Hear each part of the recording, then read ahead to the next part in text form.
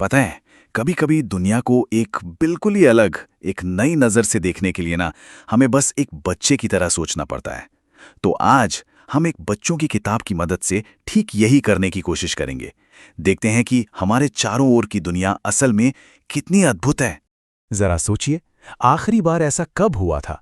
क्या वो पहली बारिश के बाद मिट्टी की वो सौंधी सी महक थी, या फिर सर्दियों की सुबह में जब पहली बार वो ठंडी हवा महसूस होती है?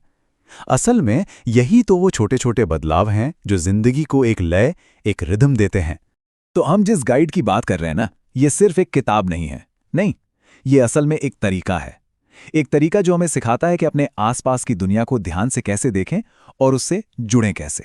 तो चलिए, इसी किताब के जरिए प्रकृति के इस गहरे रिश्ते को थोड़ा और करीब से समझते हैं। तो ये पूरा का पूरा सफ़र जो है ना, वो एक बहुत ही बेसिक, एक बहुत ही बुनियादी हुनर से शुरू होता है, और वो है बदलाव पर ध्यान देना, बस नोटिस करना।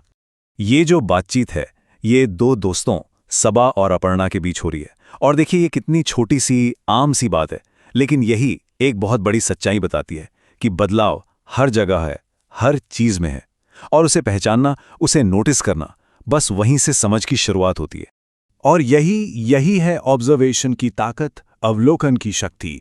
ये गाइड हमें यही करने के लिए कहती है, बड़े पैटर्न्स को समझने के लिए बस देखो, ध्यान दो और महसूस करो। तो ठीक है, हमने आम बदलावों को नोटिस करना सीख लिया। अब चलिए प्रकृति के सबसे पहले और सबसे रेगुलर साइकिल पर ध्यान देते हैं, और वो क्या है? दिन और रात।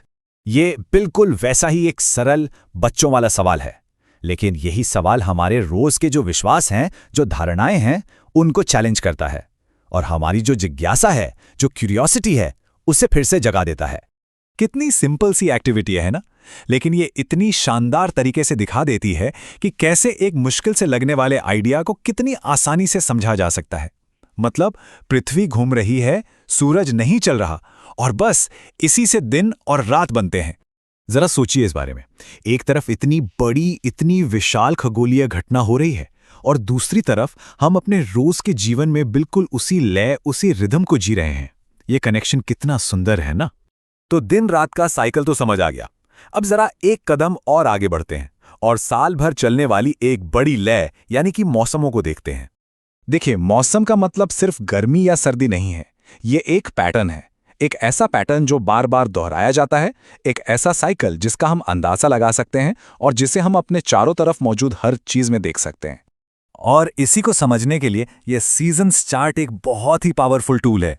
ये करता क्या है? ये हमारी सारी ऑब्जर्वेशंस को एक जगह ऑर्गेनाइज करने में मदद करता है, पौधों से लेकर इंसानी गतिविधियों तक। जब आप इन सब चीजों को एक साथ रखकर देखते हैं ना, तो पूरे साल भर चलने वाले बदलावों की पूरी तस्वीर एकदम साफ हो जाती है। ये तस्वीर देखिए, ये एक साल के पूरे साइकिल का कितना सुंदर सार है ना? हर पेड़ जैसे एक अलग मौसम की कहानी सुना रहा हो, और जब आप इन सबको साथ में देखते हैं तो ये प्रकृति की पूरी लय, पूरी रिदम को दिखा देते हैं। तो हमने प्रकृति की लय को तो देख लिया। अब जो दिलचस्प बात है वो ये है कि ये नेचुरल रिदम्स, ये लय, हमारे इंसानी जीवन में और हमारी संस्कृति के ताने बाने में कितनी गहराई से बुनी हुई हैं।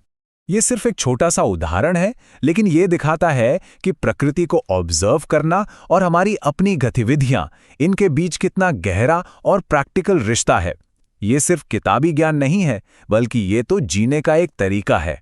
खेती बाड़ी से लेकर हमारे त्योहारों तक हमारी जितनी भी सांस्कृतिक प्रथाएं हैं, वो सीधे सीधे इन मौसमी साइकिल से जुड़ी हुई हैं। कह सकते हैं कि प्रकृति की जो लय है, वही हमारी संस्कृति की धड़कन बन जाती है। आप देखिए, पोंगल से लेकर होली तक हमारे जितने भी बड़े त्योहार हैं, वो सब के सब इस सीजनल कैलेंडर के खास पॉइंट से सीधे जुड़े हुए हैं। ये सिर्फ छुट्टियां नहीं हैं, नहीं, ये तो असल में प्रकृति के इस साइकिल का जश्न है, एक सेलिब्रेशन है। तो अब हम अपनी इस यात्रा के आखिर में आ गए हैं, और अब वक्त है इन सभी ऑब्जर्वेशंस को एक बहुत ही गहरे, एक यूनिफाइंग फिलॉसफी से जोड़ने का। देखिए, हमने शुरुआत कहां से की थी? एक दोस्त के छोटे बालों को नोटिस करने से, और वहां से हम मौसमों को ट्रैक करते हुए एक बहुत बड़े, एक यूनिवर्सल सच तक पहुंच गए हैं कि सब कुछ आपस में जुड़ा हुआ है। और वो सच क्या है? वसुधैव कुटुंबकम। यही इस पूरी किताब का सबसे बड़ा सबक है। और इस पावरफुल तस्वीर में इसे कितनी खूबसूरती से दिखाया गया है। बच्चे पूरी दुनिया को गले लगा रहे हैं। असल में जब हम प्रकृति की इस लय को समझने लगते हैं, दिन और रात, मौसम, तो हमें यह महसूस होने लगता है कि यही लय तो है जो हम सबको एक साथ बांधती है। और पता है, वसुधैव कुटुम्बकम का असली मतलब यही तो है कि पूरी दुनिया एक परिवार है। आखिर हम सब एक ही घर में तो रहते हैं, इसी ग्रह पर। तो अब सवाल यह है कि आज कौन सी प्राकृतिक लय पे ध्यान जाएगा। हो सकता है वो हवा में आई एक हल्की सी ठंडक हो, या फिर शाम को आसमान का बदलता हुआ रंग। बस ध्यान से देखने की जरूरत है, क्योंकि ये दुनिया अपनी कहानी हमेशा सुना रही है।